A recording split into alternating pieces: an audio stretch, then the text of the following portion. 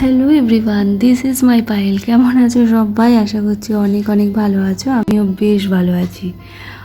একটা বছর পর তোমাদের সাথে আমি আবার একটা বড় ব্লগ শেয়ার করব। যথেষ্ট টেনশন আর ভয়ে আছি বলতে পারো, কিছুটা গুছিয়ে কথা কতটা বলতে পারবো জানি না, তবুও তোমরা একটু মানিয়ে গুছিয়ে নিও। চলো তাহলে শেয়ার করা যাক আমার এই বড় ব্লগ। দিনটা ছিল শনিবার, আমি যাচ্ছিলাম আমার বড় মাসির বাড়ি রাধারানী উৎসবে।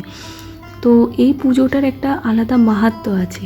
আমি প্রথম যেদিন এই পুজোটা আমি দেখি, তো আমার না প্রচণ্ড পরিমাণে ভালো লেগেছিলো এই পুজোটা। তো আমার সেই দিন থেকে আমার মন কেড়েছিল এই পুজোর ওপর একটা আলাদাই আমার টান জেগেছিল।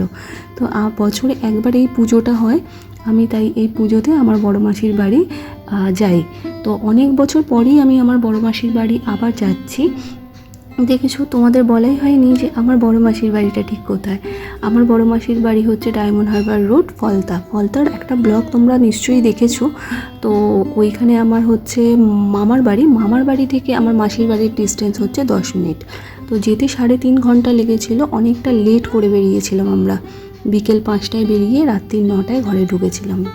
কিছু আমি যতটা ক্লিপ নিতে পেরেছি ততটুকুই তোমাদের সাথে শেয়ার করছি। তো অনেকটা রাত হয়ে গেছিলো, তারপরও আমার মনে একটা আলাদাই আনন্দ ছিল জানো, যে আমি এই পুজোটা দেখতে আসছি। এই পুজোর রাত্রিটাই হচ্ছে মেন, যে রাসলীলাটা হয় এটা রাত্রিরেই হয়। তো সবাই সেটাই জানো যে রাধাকৃষ্ণের পুজো মানেই রাসলীলা। তো আলাদাই এক আনন্দ। এই যে এই নিয়মটা দেখছো, প্রত্যেক বাড়ি এসে এই রাসলীলার পরের দিনকে এই নিয়মটা করা হয়, বাতাসা হরিলুট দেওয়া হয়। বেশ একটা ভালো নিয়ম। 3 জনে মিলে বেরিয়েছিলাম, দাদার বউ আর মাসির মেয়ে, আমি।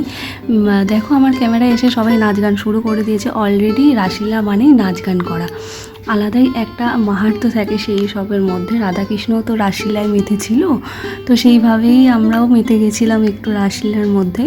তো তোমরাও ছোট ছোট ক্লিপ দেখেছো।